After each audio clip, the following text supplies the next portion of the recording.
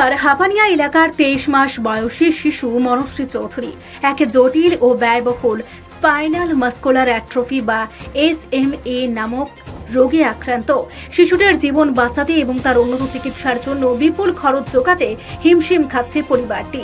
এই কঠিন পরিস্থিতিতে অসহায় শিশুটির পাশে এসে দাঁড়িয়েছে বিশালগড় আনন্দমার্গ স্কুল কর্তৃপক্ষ।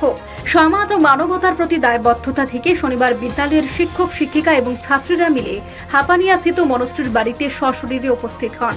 সেখানে তারা শিশুটির শারীরিক অবস্থার খোঁজ খবর নেন এবং তার বাবা ধ্রুব চৌধুরীর হাতে চিকিৎসার জন্য নগদ 50,000 টাকা একটি আর্থিক অনুদান তুলে দেন। এই মানবিক উদ্যোগের সময় আনন্দমার্গ স্কুলের শিক্ষক শিক্ষিকারা ফুটফুটে শিশু মনশ্রীর দ্রুত আরোগ্য ও দীর্ঘায়ু কামনা করেন। এই সংকটময় মুহূর্তে বিদ্যালয় কর্তৃপক্ষের কাছ থেকে এমন অভাবনীয় আর্থিক ও মানসিক সহযোগিতা পেয়ে মনশ্রীর পিতা ধ্রুব চৌধুরী অত্যন্ত আবেগপ্রবণ হয়ে পড়েন এবং তাদের প্রতি গভীর কৃতজ্ঞতা ও ধন্যবাদ জ্ঞাপন করেন।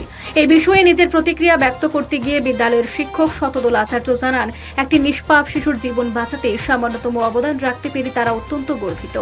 সেই সাথে তিনি সমাজের অন্যান্য সচেতন ও সহৃদয় বিত্তবান মানুষদের প্রতিও আহ্বান জানান, যাতে তারা প্রত্যেকেই যার যার সামর্থ্য অনুযায়ী এই শিশুটির চিকিৎসায় এগিয়ে আসেন। এই বিষয়টা আমরা সামাজিক মাধ্যমের দৌলতে আমরা এখন সারা ত্রিপুরাবাসী যেমন জানি, ত্রিপুরার বাইরের মানুষও জানেন। তো সে একটা দুরারোগ্য ব্যাধিতে আক্রান্ত। আমরা সবাই চাই এখন মনশ্রী ওনার পরিবারের মধ্যে আবদ্ধ নয়, এখন সারা ত্রিপুরার মানুষ ওনার পরিবারের সংঘবদ্ধভাবে চেষ্টা করছে যে এই রোগ থেকে যাতে ওকে বাঁচিয়ে আনা যায়। সেই হিসাবে আমরা বিশালগড় আনন্দমার্গ স্কুলের ছাত্রছাত্রী থেকে শুরু করে কমিটি মেম্বাররা যারা রয়েছেন, শিক্ষক শিক্ষিকা সবাই মিলে একটা চেষ্টা করে একটা আর্থিক সাহায্য আমরা করেছি এবং আমরা সবাই চাই পরম পুরুষের কৃপায় ও সুস্থ আসুক এবং সে বিশ্বাস আছে ও অবশ্যই সুস্থ আসবে। রিপোর্ট সংবাদ প্রতীক্ষা।